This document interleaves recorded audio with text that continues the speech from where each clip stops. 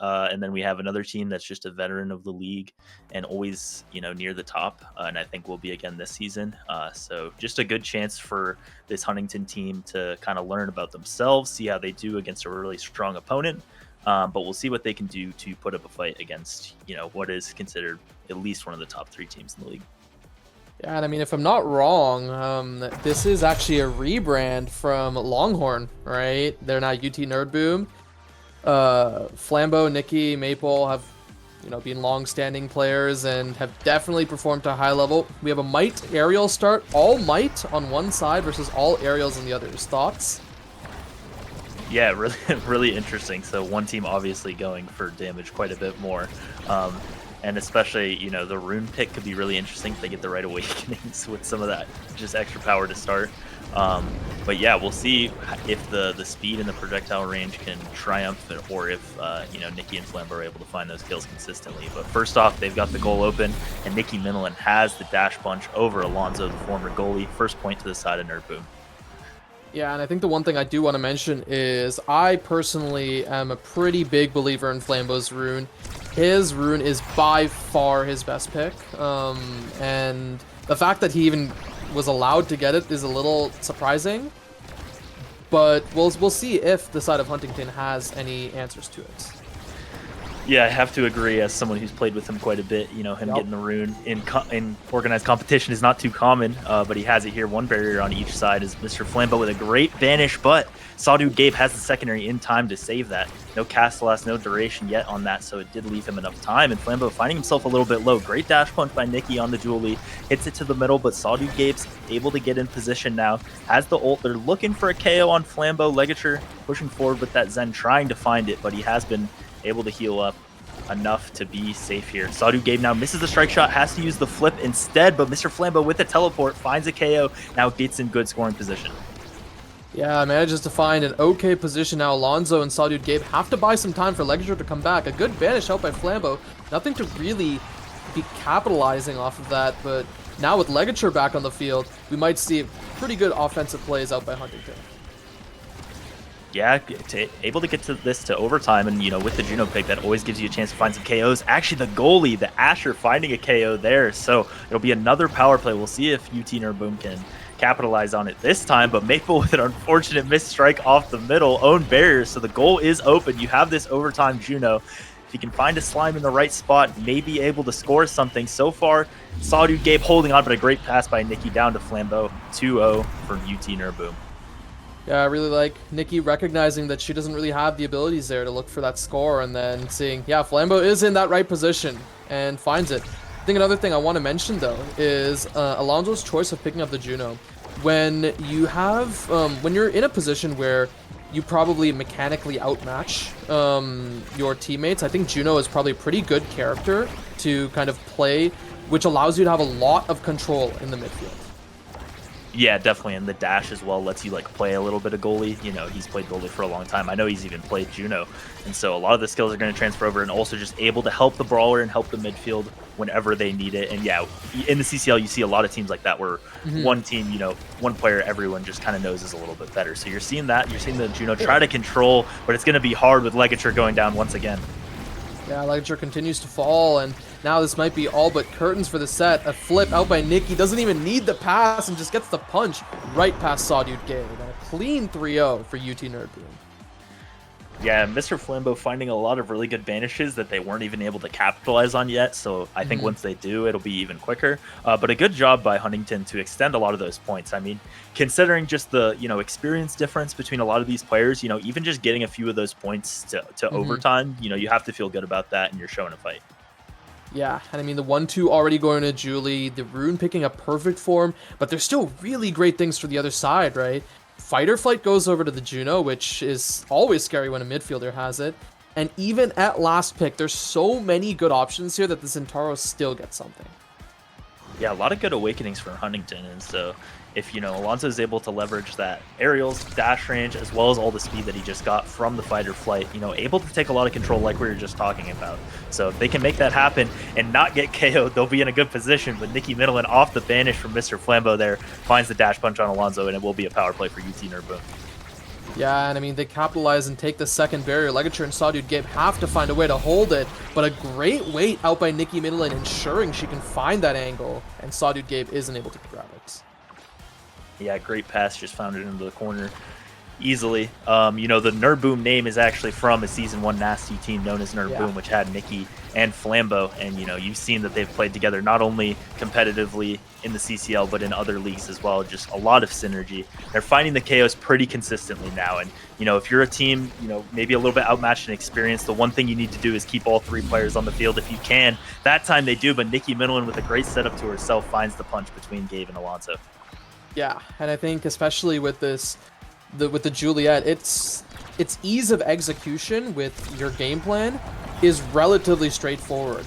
So I feel like on the other side, right, this Zentaro forward, you need to kind of be thinking a lot more ahead. And yes, you can say, oh, just damage them, but I just don't think that Legature has the awakenings yet where you can go for just a pure damage strike. Yeah, and especially the level disparities as well make that more difficult.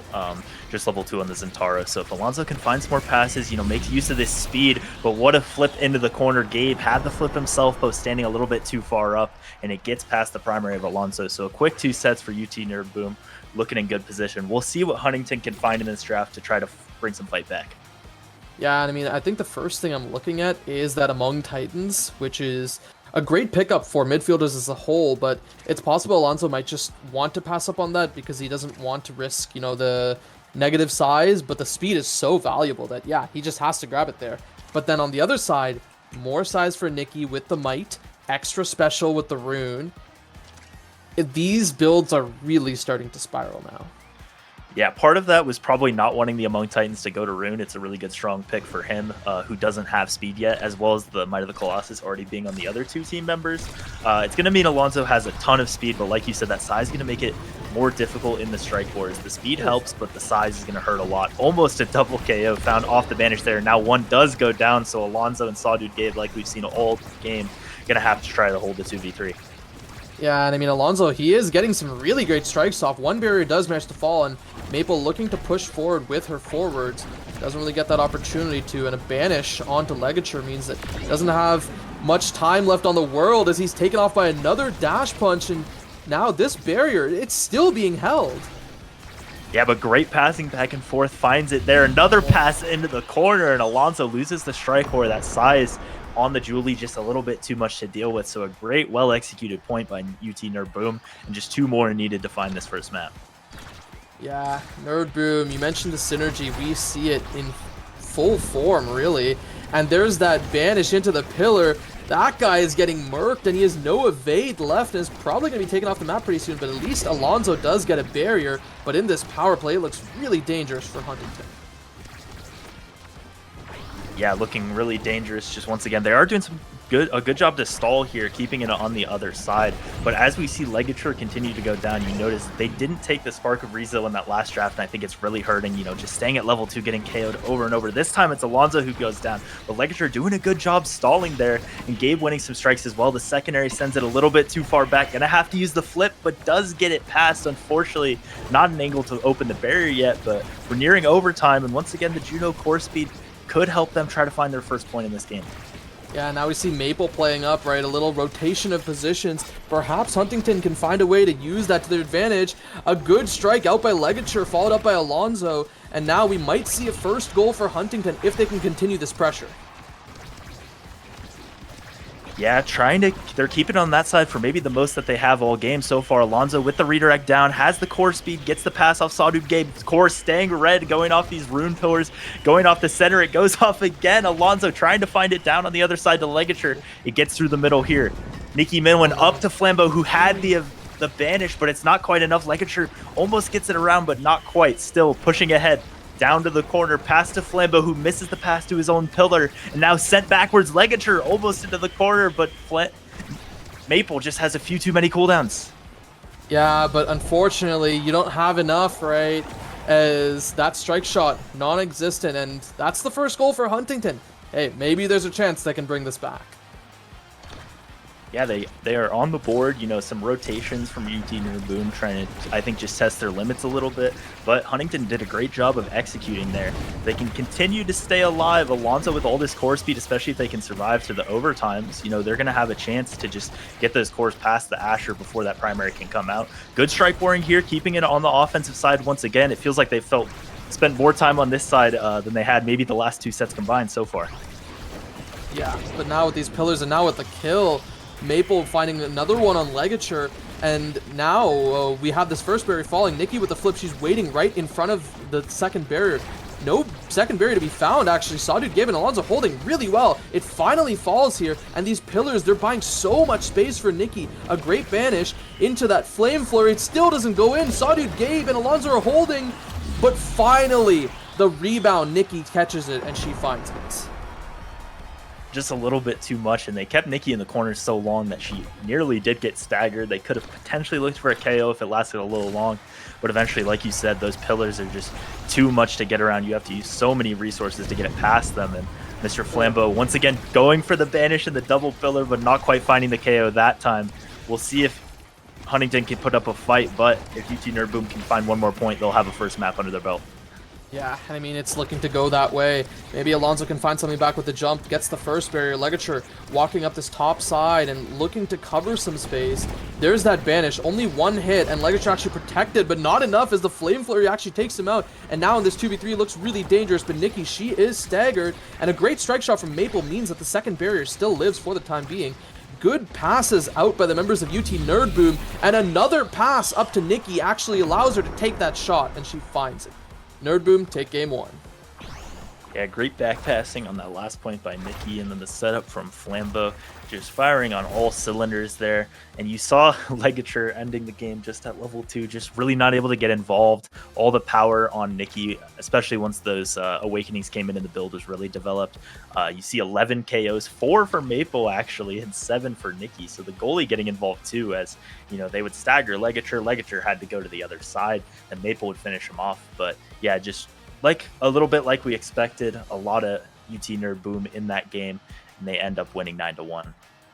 Yeah, and I mean, I think the other thing I just saw, right, a lot of those kills on Ligature were just from, at least from Maple, were just Maple dashing forward and just full comboing with the flip, because they really didn't need to use the flip for defense, right? Because of how dominant Flambeau and Nikki were on that offense, Maple had the opportunity to just save that flip 4 kills, and I think taking the adrenaline rush there for that final point allowed her to kind of move around a little bit more.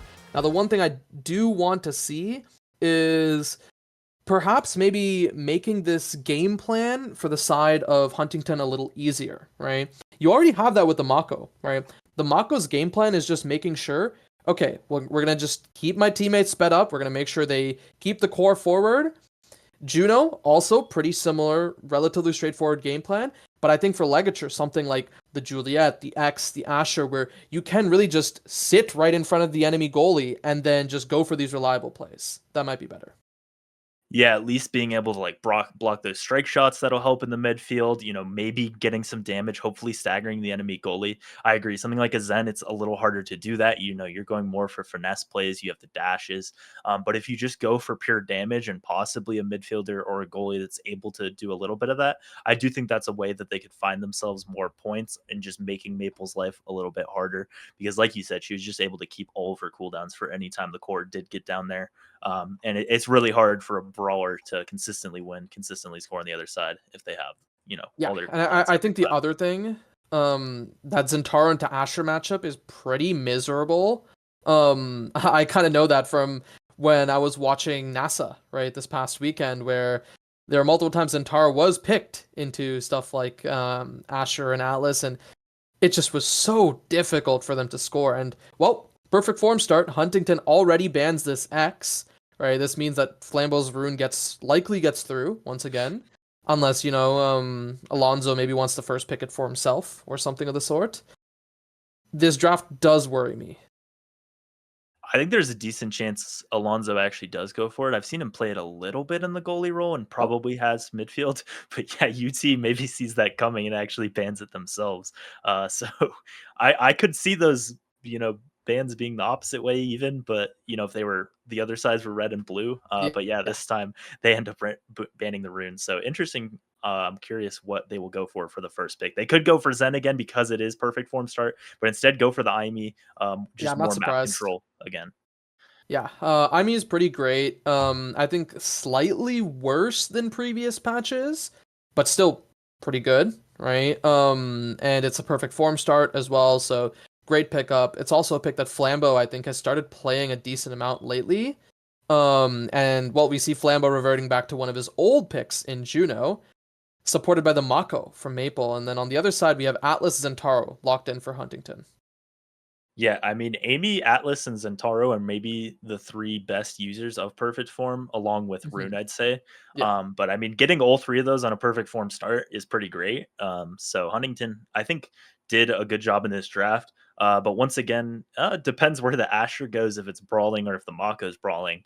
But either way, Zen into Mako and Asher is a pretty difficult matchup to win for the brawler. So it's going to be difficult, but we'll see if they transition, especially with having that perfect form, into doing more damage to the goalie. I think this could be Nikki Mako forward because I believe I have seen her play it like once or twice. And I think Maple is also just way more comfortable on the Asher. Yeah, I think if you're UT Nerd Boom, you kind of use a game like this to practice the picks that like you're semi comfortable on, but you want to get a little bit closer. And honestly, either way, either Nikki would be doing that or Maple would be doing that here. So yeah, I am curious what brawler goalie combination it is there. But yeah, I mean a good draft for Huntington, and I think you found some good things for these awakenings. But once again, we'll see if the brawler can get more involved, possibly try to take out the enemy goalie, or just with the perfect form be able to do more with these cooldowns. Yeah, I think there's a little more. It's a little more likely for this to be the case, right? Where Legature can look for more damage with that perfect form. Just has to make sure he's on top of hitting those abilities. So if he, as long as he is, he'll find more abilities. And then Alonso, I think I can kind of trust Alonso to help with that core control, especially with Sawdude Gabe's Atlas at his back. They could probably figure out some way to hold it down until Legature puts enough damage on the enemies.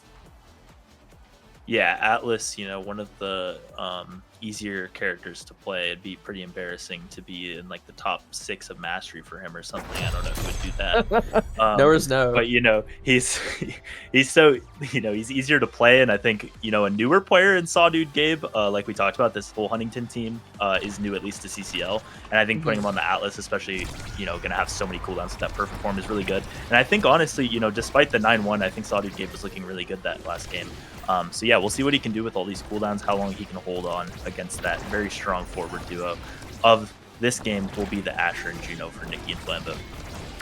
Yeah, and I mean, we see Alonso already taken off the map, and the path splitter means the second barrier will fall really soon. Legature and Sawdude Gabe have to find a way to hold on. A good snipe out by Maple Leaf, but it's actually saved once again by Sawdude Gabe. He tries, but it's not enough against Nikki's Asher.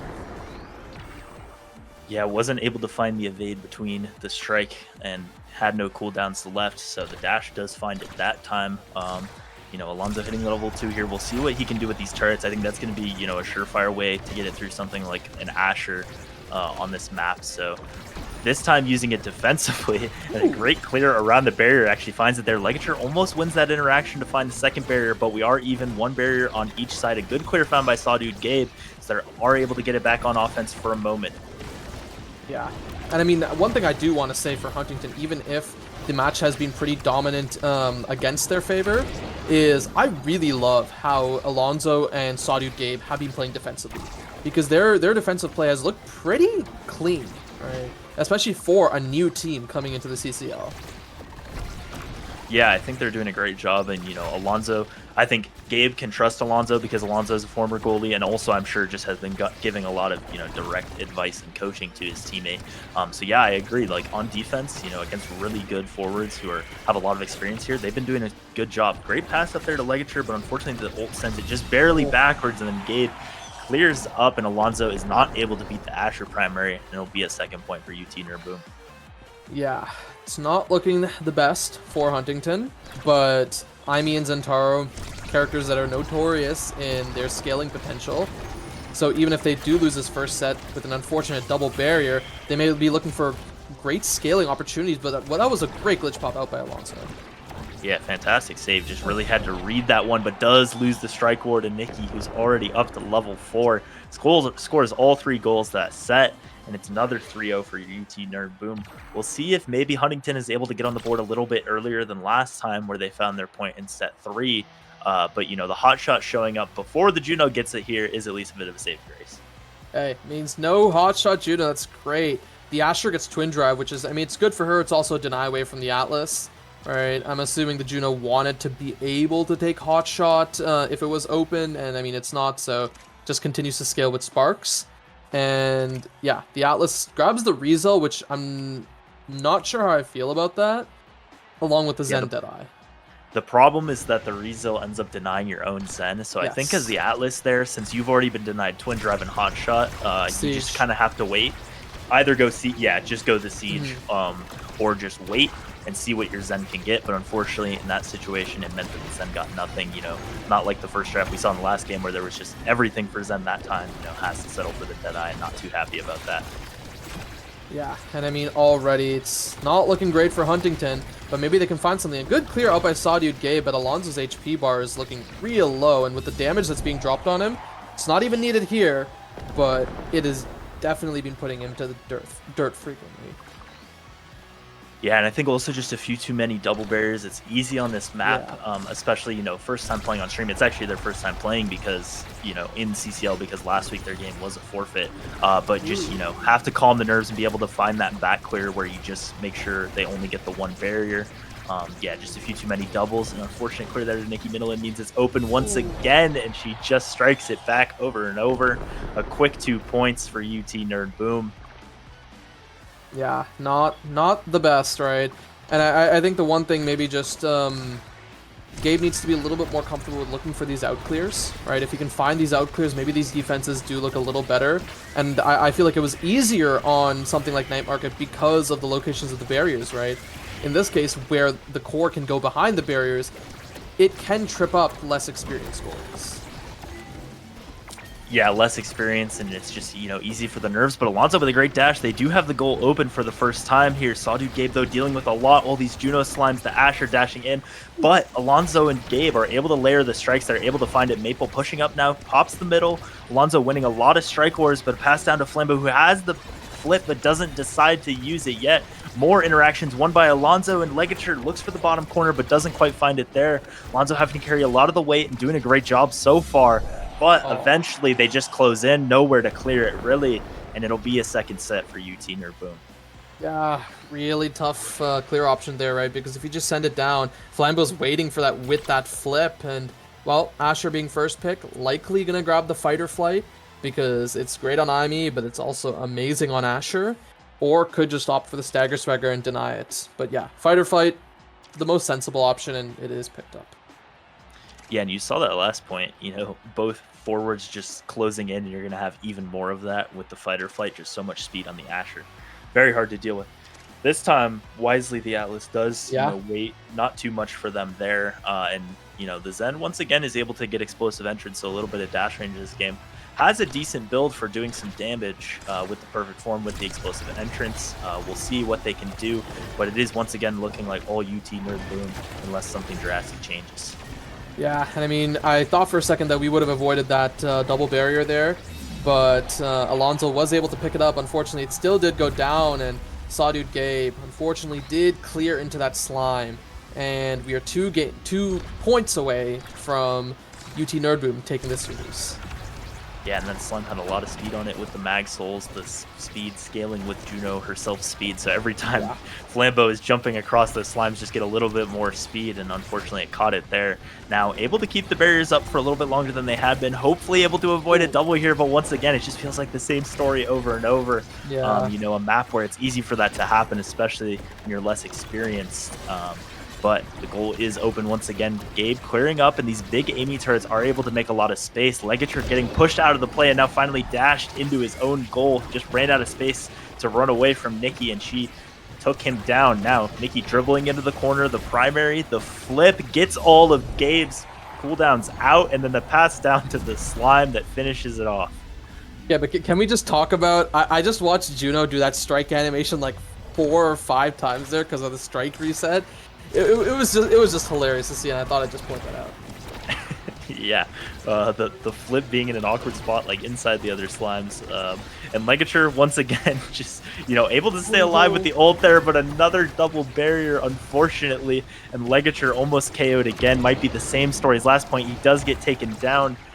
Maple with the pass, now back pass by Flambeau, pushed into the corner, and the slime gets all the way in there. And now Sawdude Gabe cannot beat the Asher primary with his own, and it's another 3-0 for UT Nerd Boom. Yeah, that was a really tough way to go out that game, just because when you're flipping right in front of an Asher, it is really tough to deal with because Asher is so good at stacking those abilities to make sure you cannot deal with it. And somehow Nikki reads it and just waits. And then at that point, Gabe has nowhere to clear. He tries going into the Asher. He might have been able to sneak it out on the side, but even that would have been a little tough. Yeah, unfortunately, just ran out of options. So a 2-0 for UT Nerd Boom. They move on to 2-0 in the league. Huntingdon, in their first actual game playing this season, got a really tough draw. Yeah. But they'll still be 1-1.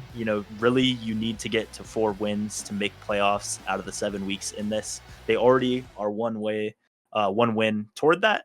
So they can be in great position to make it, but hopefully, learning experience playing against such a strong team there, they can watch back what they can change. But yeah, great win for UT Nerd Boom. They'll move to 2-0. And yeah, any more thoughts on this matchup? I mean, not particularly. I think the one thing, yeah, as you mentioned, right? Huntington did have a really tough matchup. I don't think they should really kick themselves too much over the loss to UT Nerd Boom. Really just take it as a learning experience because they still have 5 more rounds left to play out, and they're at a 1-1 point. They already have 1 win on the table, right? And typically, at least how it's been in the past, right? 5 wins gets you into playoffs, 4 wins gets you into play-ins. I'm not sure if it is any different right now. But realistically speaking, if you can make it to like 4 wins, give or take, you'll be fine, right? And if this team continues to work on their synergy throughout the series, throughout the season, which I saw great defensive synergy between Gabe and Alonso, um, then I don't see a world where they will end up at the bottom. Yeah, and I know Huntington is a team that has been scrimming. They actually scrimmed my team last week, and I see them posting about scrims all the time. So they're working on it, and they're going to be practicing. And it's a long season to go, so they can keep learning, they can keep growing. We will have U Alberta and UCF. Yeah, UCF and U Alberta after Yeah. this break, but we got 2 more games on the night. Don't go anywhere. More CCL action when we get back. Stay tuned.